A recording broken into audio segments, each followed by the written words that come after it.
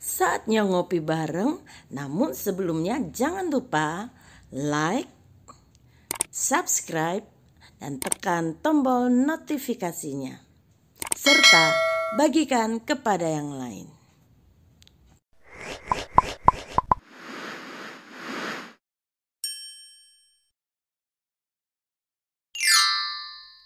Iman adalah percaya sekalipun tidak melihat. Salam saudaraku, ketika Tuhan Yesus menampakkan diri kepada murid-muridnya yang sedang bersembunyi di ruangan yang tertutup, ternyata ada satu murid inti Tuhan Yesus yang tidak ada di ruangan tersebut, yaitu Thomas. Yohanes 20 ayat 24 dan 25. Namun Thomas yang disebut Didimus, seorang dari antara ke-12 murid itu, tidak ada bersama mereka ketika Tuhan Yesus datang. Lalu murid-muridnya yang lain berkata kepadanya, "Kami telah melihat Tuhan." Namun dia berkata kepada mereka, "Jika aku tidak melihat tanda paku di kedua tangannya dan mencucukkan jariku ke dalam tanda paku itu, serta mencucukkan tanganku ke dalam lambungnya, aku sekali-kali tidak akan percaya." Kebanyakan dari kita mendengar nama Thomas akan selalu teringat akan ketidakpercayaannya mengenai kebangkitan Tuhan Yesus. Namun kita harus ingat bahwa Thomaslah yang bersedia pergi bersama Tuhan Yesus kembali ke Yudea untuk menemui Lazarus yang telah mati ketika murid-murid yang lain takut akan bahaya dan kematian. Yohanes 11 ayat yang ke-16. Lalu Thomas yang disebut Didimus berkata kepada teman-temannya, yaitu murid-murid yang lain, "Marilah kita pergi juga untuk mati bersama-sama dengan dia." Dalam pikiran Thomas, lebih baik mati bersama Tuhan Yesus daripada hidup tanpa Tuhan Yesus. Dan ketika Tuhan Yesus memberitahukan beberapa kali kepada murid-muridnya mengenai penderitaan yang akan dia alami dan mengenai kematiannya, hal itu membuat murid-muridnya termasuk Thomas menjadi sedih. Sehingga ketika Tuhan Yesus memberitahukan dia akan pergi ke rumah Bapa, Thomas berkata kepada Tuhan Yesus, "Tuhan, kami tidak tahu kemana Engkau pergi. Jadi bagaimana kami tahu jalan ke situ?" Dari dua peristiwa ini kita bisa melihat bahwa Thomas adalah seorang yang tidak mau berpisah dengan guru dan Tuhannya. Karena itu, peristiwa kematian dan kebangkitan Tuhan Yesus membuat hatinya begitu sedih sehingga dia memisahkan diri dari teman-temannya. Tuhan Yesus mengetahui hal itu, dan untuk memulihkan keadaan Thomas di tengah-tengah murid-murid yang lain, maka Injil Yohanes mencatat, dan setelah 8 hari para muridnya ada di dalam rumah lagi, dan Thomas ada bersama mereka. Ketika pintu-pintu telah dikunci, Tuhan Yesus datang dan berdiri di tengah-tengah serta berkata, "Damai sejahtera bagimu."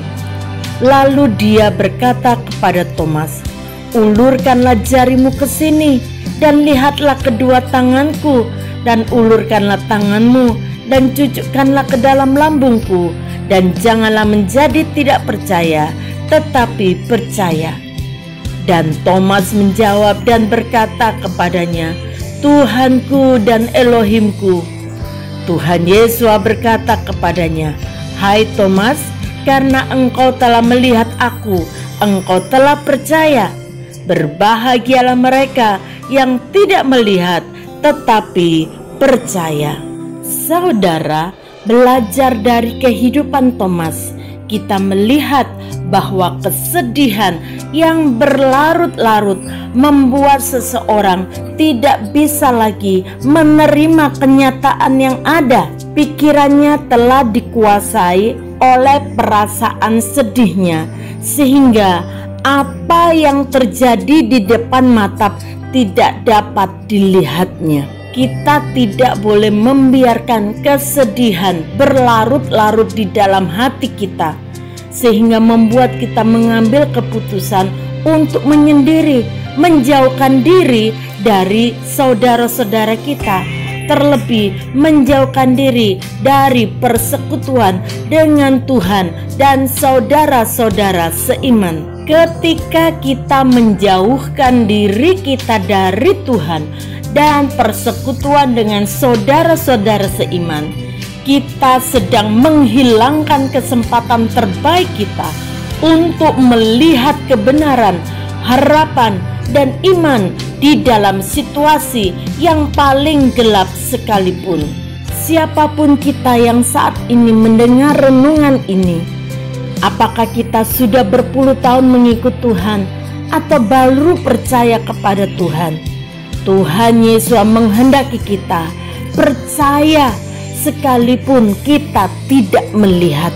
Apapun keadaan kita, situasi dan kondisi yang kita alami, tetaplah percaya bahwa Tuhan Yesus berkuasa.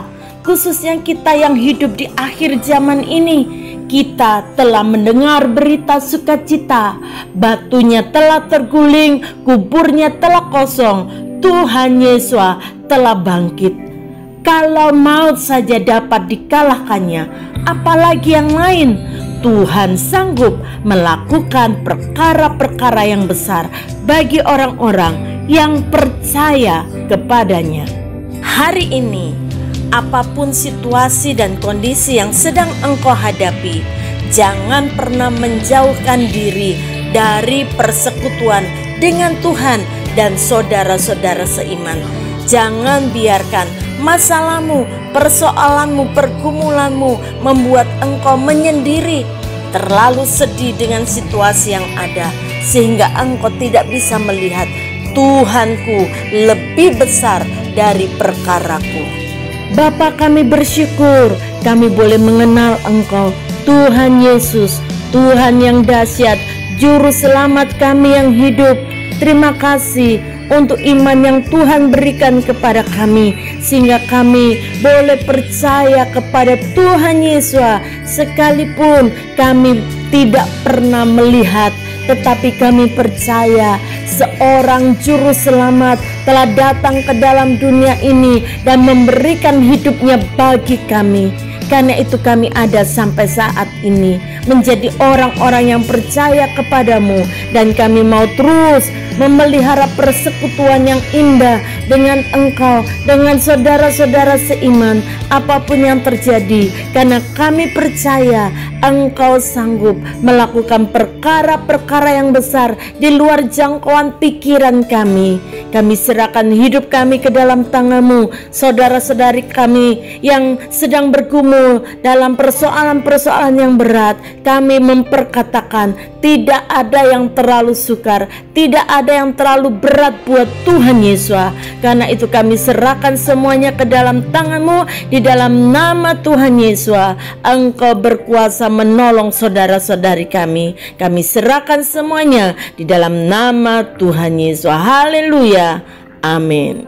Berbahagialah mereka yang tidak melihat namun percaya. Tuhan Yesus memberkati.